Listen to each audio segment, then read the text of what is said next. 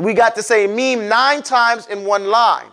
Okay? And it's not a lie. Muslims, we don't lie. None of these poems are lies. My mama's name is Mabel.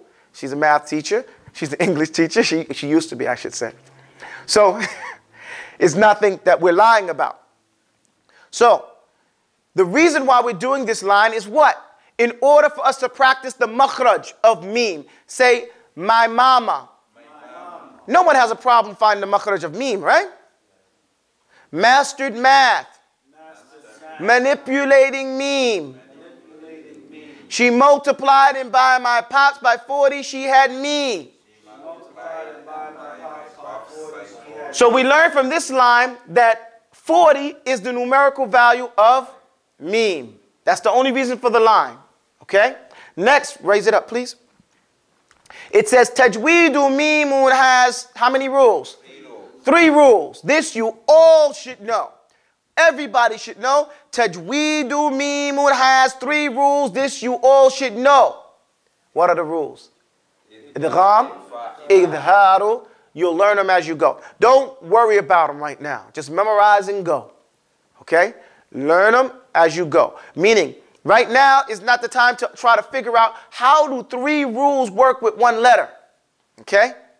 It's not the time to think about. What the thing to remember here is Tajweedu Meemun has 3 rules. This you all should know at this point. That's what you should know. How to accurately practice those rules? Go to a Tajweed class. Okay? That's the purpose for Tajweed. This is Arabic right here. All right? And that's why we need to have some Islamic schools so that our children can learn these things in the proper time and format. Right? The rules are idgham, ikhfa, idharu. Idgham literally means to enter something into something else. Ikhfa is a satr, to hide something. We talk about cover and concealment. And idharu is to have a sound independent and not relying or mixing with another one. A clear, solid sound. Okay? So that's what those 3 things mean. But how they are practiced in Tajweed, we'll find out later on, insha'Allahu ta'ala. So Tajweed has 3 rules. This we all should know. Idgham, ikhfa, idharu. Just memorize and go, or you'll learn them as you go. Meemun's makhraj is my mouth. By this I mean my lips. Here it says it all. What's the makhraj for meme? Okay. Meemun's makhraj is my mouth. And what does he mean by this? The lips. The lips. So then we know that it's going to be dhalaqun, right? Once we've done this enough time, we become experts at listening and knowing what each letter has from its sifat. We know if it's on the lips, it's dhalaqun. It has to be dhalaqun. That's the typo. We're learning that, right? If it's on the tip of the tongue, it's dhalaqun. Right? So, it says with gunna and tawassitun, then jahrun, you can't miss. So then here again, you have to have tawassit. You have to have a gentle, subtle touch with the meme. You can't say with shidda. You have to do it gently. Now you put your lips together gently, didn't you? Say They come together so gently they vibrate. Say And this is a problem because if you don't do it right or if you make it vibrate when it shouldn't vibrate, then you've added a sound that shouldn't be there. So we're going to practice how to close that off at times and how to keep it open at times. Okay? So here, that's called gunna. If you say don't put your lips together so much. It should be like a slight crack. So here, that's the gunna that you have in your nose. So it says, well, gunna and tawassitun, then jahrun, you can't miss. If you get these 3 qualities, it's going to sound like a meme. And the jahrun is the loudness, the audibility. To make the meme more meme-ish, if you want the meme to sound more like it's supposed to sound, use a fatha on istifal. Open your mouth and flatten your tongue. Say, You see that? When you open your mouth flat, then you makes it sound, it's clearer that you have that meme sound, right?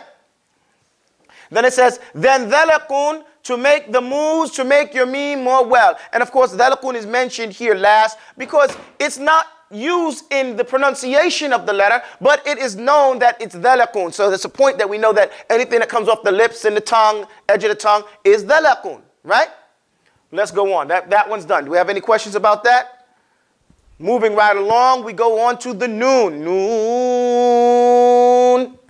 وَالْقَلَمِ وَمَا يَسْطُرُونَ. This noon is very important. The most important letter in Tajweed is noon.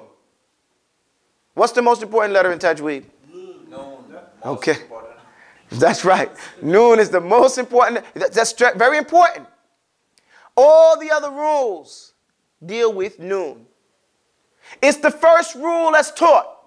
للنون إن تسكن وللتنوين أربع أحكام فخذ تبييني. The first rule is dealing with للنون إن تسكن وللتنوين. Tanween is noon, right? So we need to know about noon. It has every tajweed rule is tied to noon. But the one that it uses the most is called idgham. I'm sorry, let me teach it the way we've been doing it.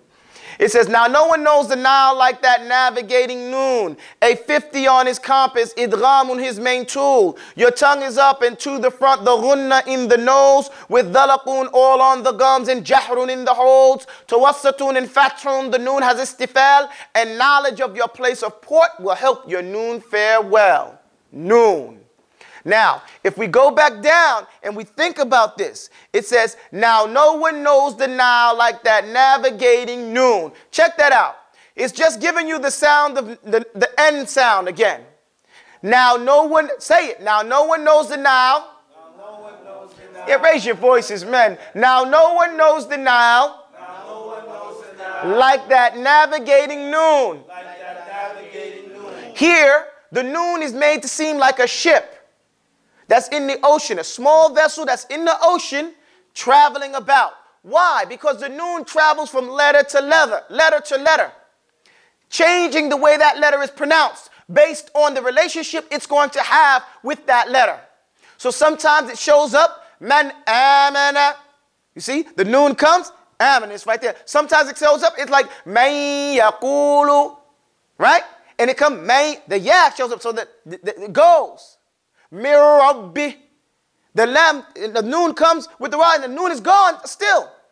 So we have the different way the noon is used in the Arabic language. So that's why at the last line it says, and knowledge of your place of port. When you know what that letter is and the rule tied to each letter, then you will know how you have to fix your mouth up to pronounce that noon. And that's why we decided to put the tajweed rule to each letter as you learn them. So you would know very specifically, very meticulously, the rule for each letter. That's what we mean here. This is what the importance of learning them letter by letter, just slowing down just a little bit to learn the letters, okay? So, it says, like that navigating noon, a 50 on his compass. By this stage, we should know what that means. What does it mean? Why is a 50 on his compass? The numeric value. The numeric value is 50. And why is a compass? Because he's sea-bearing vessel. They always use compasses to get around, okay? Idghamun, his main tool. Why does it say main tool and not his rule, like we told the other ones? Because noon uses every tajweed rule, okay? But his main rule and his main tool that he uses is idgham. Dakhala shay fi shay. Why? Because he's entering on the other letters. He's entering on them. That's why idgham. Okay? So, with dhalaqun all on the gums. So now we know that noon is coming from the gums. Okay? I'm sorry. Your tongue is up and to the front, the ghunna in the nose. Jazakumullah khair wa astaghfirullahil azim. The tongue is up and to the front. Okay, now, he's making the noon like a sail. If anybody's been in a ship, you know, well, these new ships, they don't have sails. But if you've been on an old type ship, you know, you have to move the sail a certain way if you want to get it going in a different direction. So he says your tongue is up and to the front. Say, an. What happened? Your tongue came up and it went to the front. Right? An. And it says, with dhalaqun, and the gunna in your nose. The gunna is here.